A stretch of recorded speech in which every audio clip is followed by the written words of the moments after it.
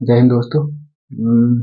मैं सौर मंडल के 8 ग्रहों के बारे में पढ़ा रहा हूँ और मैंने शनि ग्रह और बृहस्पति ग्रह के बारे में पढ़ा चुका हूँ और आज मैं शुक्र ग्रह के बारे में पढ़ाऊंगा। ठीक है, तो शुक्र ग्रह या वेनिस भी बोलते हैं, सुंदरता की देवी भी इसको बोलते हैं। ठीक है, भोर का तारा, सांझ का तारा, पृथ्वी की जुड़वा बहन या भाग्नि ग्रह भी कहते हैं, क्योंकि इसका जो आकार है, द्रव्यमान है, ठीक है, व्यास है, वो पृथ्वी जैसा मैच करता है, इसलिए इसको पृथ्वी की जुड़वा बहन भी कहते हैं। ठीक है, और इसके उपग्रहों की बात करें तो इसका कोई उपग्रह नहीं है।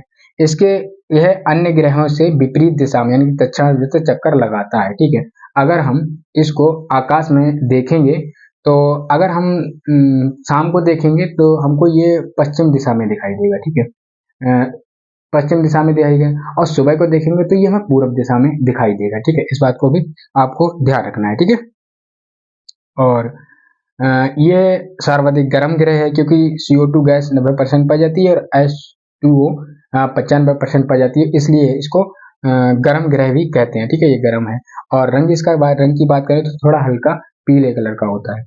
और सौर मंडल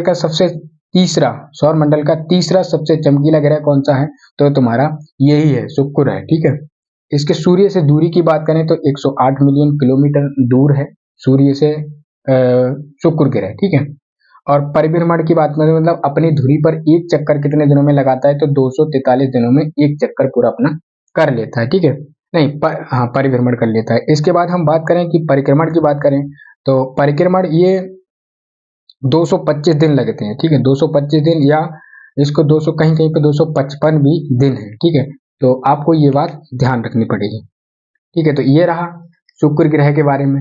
आगे मैं ऐसे ही अब तुम्हारे शुक्र बृहस्पति के बारे में पढ़ा चुका हूँ, शनि ग्रह के, अरुण ग्रह के बारे में पढ़ा चुका हूँ।